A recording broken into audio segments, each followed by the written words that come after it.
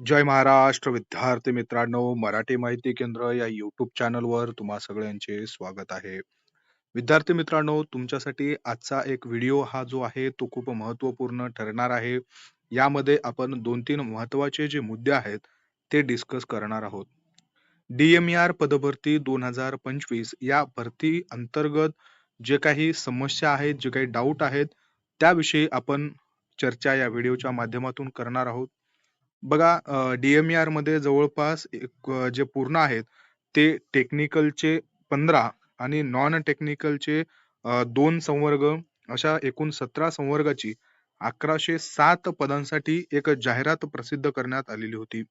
विद्यार्थी मित्रांनो, त्यापैकी बघा समाजसेवा अधीक्षक, औषध निर्माता आणि प्रयोगशाळा तंत्रज्ञ हे जे पद आहेत, याच पदांसोबत डेंटल टेक्निशियन, डेंटिशियन, ECG technician, laboratory assistant, librarian, physiotherapist, x ray assistant आणि एक्स-रे टेक्निशियन जवळपास अशा बघा 12 संवर्गातील जे काही रिझल्ट आहेत, इलिजिबल, नॉट एलिजिबल लिस्ट आहेत. या लिस्ट प्रसिद्ध झालेल्या आहेत आणि काही जे पद आहेत यांच्या अद्याप लिस्ट ज्या आहेत त्या प्रसिद्ध व्हायच्या बाकी आहेत.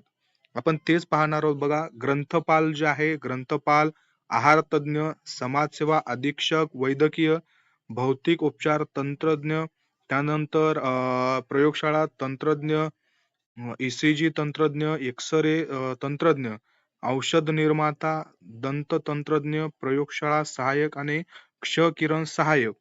त्याचबरोबर बघा विद्यार्थी मित्रांनो, एवढे जे पद आहेत, एवढ्या पदांचं आतापर्यंत इलिजिबल, नॉट एलिजिबल ज्या लिस्ट आहेत, या प्रसिद्ध करण्यात आलेल्या आहेत. परंतु बघा जे पद आहेत, ज्यामध्ये सहाय्यक ग्रंथपालचं एक पद आहे. त्यानंतर बघा ग्रंथालय सहाय्यकचं एक पद आहे. प्रलेखाकार, ग्रंथसूचीकार आणि डॉक्युमेंटलिस्ट, कॅटलॉगर हे जे पद आहेत आणि त्याचबरोबर वाहन चालक एवढ्या पदांचे जे काही इलिजिबल, नॉट एलिजिबल लिस्ट आहेत, या यायच्या अजून बाकी आहेत. त्याचबरोबर जे निम्न श्रेणी लघुलेखक आणि उच्च श्रेणी लघुलेखक आहेत, यांच्या सुद्धा इलिजिबल, नॉट एलिजिबल ज्या लिस्ट आहेत, या येणं अद्याप बाकी आहे. विद्यार्थी मित्रांनो, या पदांपैकी बघा वाहन चालक आणि निम्न श्रेणी लघुलेखक आणि उच्च श्रेणी लघुलेखक हे जे काही 3 पद आहेत, या पदांचा जो काही स्किल टेस्ट आहे, या स्किल टेस्ट असतात, या अजून बाकी आहेत. आणि बाकीचे जे उर्वरित पद आहेत, ज्यामध्ये सहाय्यक ग्रंथपाल आहे, त्यानंतर ग्रंथालय सहाय्यक आणि हे प्रलेखाकार जे पद आहे, हे 3 जे पद आहेत, या 3 पदांच्या इलिजिबल, नॉट एलिजिबल लिस्ट ज्या आहेत, त्या लवकरच आपल्याला प्रसिद्ध झालेल्या पाहायला मिळतील. यांना कशाही पद्धतीची स्किल टेस्ट नाहीये, त्यांचे एक्झाम झालेले आहेत आणि जवळपास बघा या तिन्ही पदांचे जे इलिजिबल, नॉट एलिजिबल लिस्ट आहेत, या प्रसिद्ध करण्यात आलेल्या होत्या. परंतु काही तांत्रिक समस्येमुळं या लिस्ट त्यांनी डिलीट केलेल्या आहेत आणि नव्यानं जे प्रसिद्ध होत आहेत, यामध्ये या 3 पदाच्या अद्याप जे लिस्ट आहेत, या प्रसिद्ध झालेल्या नाहीयेत. येता जो वीक आहे, ज्यामध्ये बघा 21 तारखेपासून ते 27 तारखेपर्यंतचा जो काही पिरियड आहे, हा जो वीक आहे, या वीकमध्ये या तिन्ही पदांचा जो इलिजिबल, नॉट एलिजिबल लिस्ट आहे, हे प्रसिद्ध होण्याचे चान्सेस खूप जास्त आहेत. बऱ्याच विद्यार्थ्यांना समस्या आहेत. इलिजिबल, नॉट एलिजिबल ज्या लिस्ट आहेत, या प्रसिद्ध झाल्याच्या नंतर पुढील स्टेप काय असते? तर विद्यार्थी मित्रांनो बघा, आता इलिजिबल, नॉट एलिजिबल लिस्ट प्रसिद्ध झाल्याच्या नंतर सिलेक्शन लिस्ट ज्या आहेत, त्या सिलेक्शन लिस्ट तुम्हाला प्रसिद्ध झालेल्या पाहायला मिळतील. सिलेक्शन लिस्टमध्ये ज्यांचे नंबर लागलेले आहेत, त्यांचं सिलेक्शन लिस्टमध्ये बघा सिलेक्टेड कॅन्डिडेट जे आहेत, ते कॅन्डिडेट आणि वेटिंग वरती जे आहेत, त्या कॅन्डिडेट दोघांचीही लिस्ट लागते. विद्यार्थी मित्रांनो, त्यानंतर बघा वेटिंग मधूनही जर भरती प्रक्रिया पूर्ण होत नसेल, तर त्यानंतर ज्या पुढील विद्यार्थी आहेत, डीव्ही ज्यांचं झालेलं नाहीये, अशा विद्यार्थ्यांना डीव्ही साठी सुद्धा बोलवलं जातं. परंतु या डीव्ही साठी खूप सारा वेळ लागतो. बरेच विद्यार्थी विचारत आहेत, सेकंड डीव्ही कधी होईल? तर विद्यार्थी मित्रांनो, यामध्ये बघा रिझल्ट लागल्याच्या नंतर जे सिलेक्शन लिस्ट आहे, पहिली सिलेक्शन वेटिंग लिस्ट लागल्याच्या नंतर कमीत कमी 6 ते 8 महिन्याचा वेळ लागत असतो. त्यामुळं दुसरी वेटिंग लिस्ट, दुसऱ्या डीव्हीची जी लिस्ट आहे, हे लागण्यासाठी आता सध्या खूप सारा वेळ आहे. जी डीव्ही आता डी-एम-ई-आरनं राबवली होती, त्यामध्ये एकाच 3च्या रेशोमध्ये DVला कॅन्डिडेट बोलवले होते आणि बघा मोस्ट ऑफ दी सिलेक्शन लिस्टच्या नंतर जे काही वेटिंगवर कॅन्डिडेट आहेत त्यांची याच DVमधून वेटिंग लिस्ट सुद्धा लागतात आणि या दुसऱ्या DV लागेल, परंतु त्याला खूप सारा जो वेळ आहे, तो वेळ आपल्याला लागताना पाहायला मिळणार आहे. विद्यार्थी मित्रांनो, हे झाला याविषयी बाब. त्यानंतर बघा, मी तुमच्यासाठी अजून एक महत्त्वाची माहिती घेऊन आलेलो आहे. महाराष्ट्र शासनाचं जे काही DMER विभाग आहे, या विभागामध्ये तुम्हाला जे काही मेडिकल कॉलेजेस आहेत, तुम्हाला पोस्टिंग कुठं मिळतं, वैद्यकीय हॉस्पिटल जे आहेत, ते कोणते-कोणते आहेत, त्याच्याविषयी आपण माहिती बघणार आहोत. बघा, ही जी लिस्ट आहे, ही लिस्ट आहे संलग्न रुग्णालयांची लिस्ट आपण पाहणार आहोत बघा. जे काही सर जी रुग्णालय आहे, या रुग्णालयाच्या अंतर्गत एकूण 6 हॉस्पिटल येतात वेगवेगळे. त्याच्यामध्ये तुम्हाला जे आहे ती पोस्टिंग मिळू शकते. त्यानंतर बघा बी कॉलेज आहे पुण्याचं. हे आपण पश्चिम महाराष्ट्रातली लिस्ट पाहत आहोत. मुंबईनंतर पुणे आहे. पुणे अंतर्गत 2 हॉस्पिटल येतात. ससून हॉस्पिटल आणि आरोग्य पथक शिरूर पुणे. यामध्ये सुद्धा तुम्हाला पोस्ट मिळू शकते. त्यानंतर बघा सांगलीचं GMC आहे. त्या GMCच्या संलग्नीय एकूण 3 ज्या वेगवेगळे उपरुग्णालय आहेत, हे आपल्याला पाहायला मिळतात. त्यानंतर बघा धुळ्याचं आहे. धुळ्यामध्ये सुद्धा तुम्हाला जॉइनिंग मिळू शकते. त्यांच्या अंतर्गत धुळेचं जे काही GMC आहे तिथं आहेत. त्यानंतर सोलापूर GMC अंतर्गत छत्रपती शिवाजी महाराज सामान्य रुग्णालय सोलापूर येतं. त्यानंतर कोल्हापूरमध्ये सुद्धा प्रमिला राजे स्मृती सामान्य रुग्णालय कोल्हापूर आहे. जळगाव आणि बारामती ला सुद्धा एक कॉलेज जे आहेत ते लिंक आहेत. त्यानंतर बघा मराठवाड्यामध्ये विद्यार्थी मित्रांनो संभाजीनगर जे आहे छत्रपती संभाजीनगरला सुद्धा एक GMC आहे. त्याच्या अंतर्गत 3 उपजिल्हा रुग्णालय आहेत बघा. ज्यामध्ये शासकीय वैद्यकीय महाविद्यालय छत्रपती संभाजीनगर, पैठण आणि कर्करोग रुग्णालय संभाजीनगर या 3 याच्यामध्ये तुम्हाला पोस्टिंग तिथं मिळू शकते. त्यानंतर GMC नांदेड आहे. त्यानंतर बघा अंबेजोगाई आहे. आपल्या सगळ्यात जुनं 1974 ला सुरुवात झालेलं हे जे आहे ते GMC आहे बघा. अंबेजोगाईचं तिथं सुद्धा तुम्हाला पोस्टिंग जे आहे ते मिळू शकतं.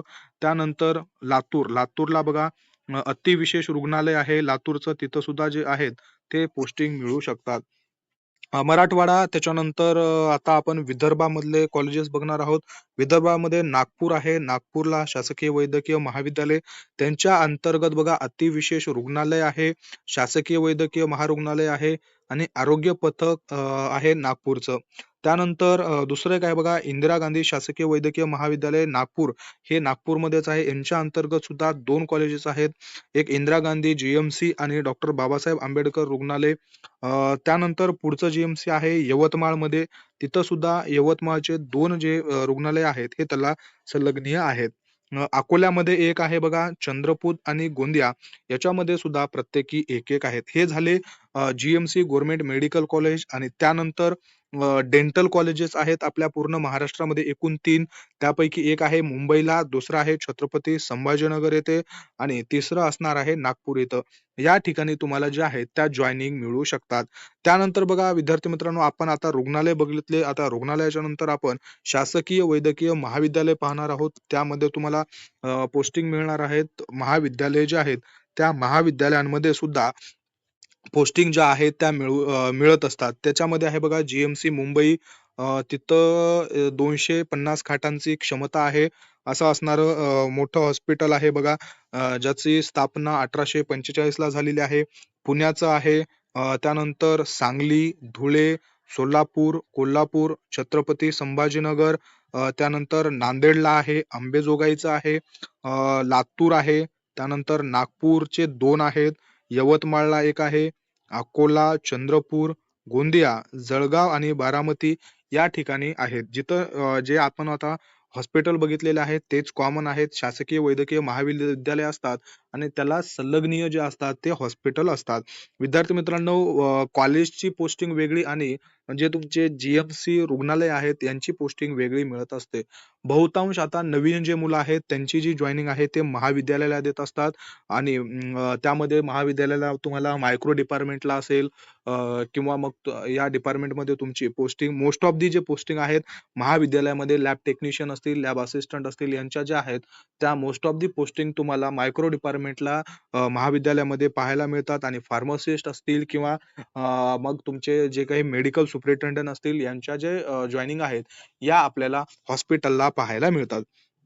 बघा आता हे झाले जुने. याच्यानंतर विद्यार्थी मित्रांनो काही नवीन स्थापन झालेले जीएमसी आहेत ज्यामध्ये पालघरचं आहे.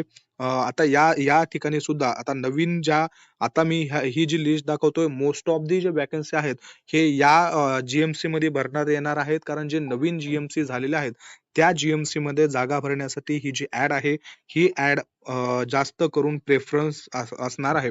ज्यामध्ये पालघर जीएमसी आहे, वाशिम आहे, वर्धा आहे, अमरावती आहे, गडचिरोली आहे, त्यानंतर हिंगोली आहे, पश्चिम महाराष्ट्रामध्ये ठाणे आहे, मराठवाड्यामध्ये बघा जालना आहे आणि भंडारा आणि बुलढाणा हे जे काही वेगवेगळे नवीन जीएमसी तयार झालेले आहेत, नव्यानं स्थापन झालेले आहेत.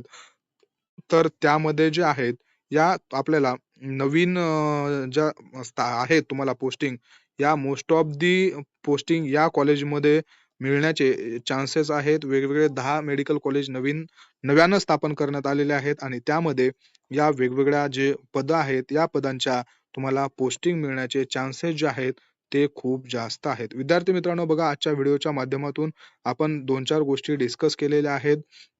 आशा करतो तुम्हाला दिलेली माहिती आवडली असेल. जर तुम्हाला दिलेली माहिती आवडली असेल तर व्हिडिओला लाईक करा, चॅनलला सबस्क्राईब करा. सगळे पी-डी-एफ नोट्स मिळवण्यासाठी टेलिग्राम चॅनल सुद्धा नक्की जॉइन करा आणि बघा भविष्यामध्ये आरोग्य विभागाची जाहिरात येणार आहे. त्याच्यानंतर तलाठी भरती येणार आहे. नगर रचना, नगर विभागाची परीक्षा येणार आहे. त्यामध्ये कर निर्धारण अधिकाऱ्याचे सुद्धा पद असणार आहेत. अशा या सगळ्या पदांची जी तयारी आहे ती तुम्ही GOV एक्झाम्स या ऑनलाईन पोर्टलवरती ऑनलाईन पद्धतीनं एक्झाम देऊन सुद्धा तुम्ही तुमची तयारी करू शकता.